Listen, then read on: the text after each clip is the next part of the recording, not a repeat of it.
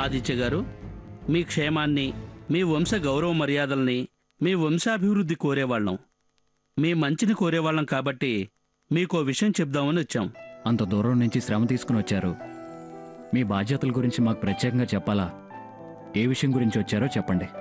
మీరు ఎలా చెప్తే అలా నడుచుకుంటాం.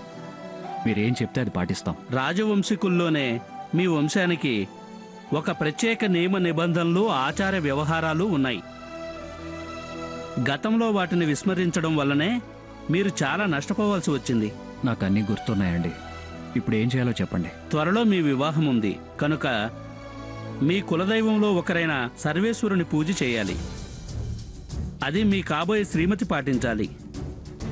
మీరు ఈ ఊరికి ఉత్తరాన ఉన్న కైలాసగిరి శబరి కొలంలో స్నానమాచరించి సూర్యోదయం అవ్వకముందే మీ కాబోయే శ్రీమతి ముఖబింబాన్ని, అంటే ఆవిడ ముఖాన్ని నేరుగా కాకుండా నీటిలో చూసి ఆ తర్వాత వారి మేలిముసుగు తీయాలి. అలాగే చేస్తాను. మరో నియమం కూడా మీరు పాటించాలి. చెప్పండి. గృహంలో ఎవరూ ఉండకూడదు. తను ఏకాంతంగా ఒక గదిలో ఉండాలి. వారు పూజలో ఉన్న సమయంలో వారి రక్త సంబంధీకులు కానీ, మీ రక్త సంబంధీకులు కానీ ఎవరూ వారిని చూడటం కానీ, పలకరించడం కానీ చేయకూడదు. అలాగేనండి. మరో కఠిన నియమం ఉంది ఆదిత్య.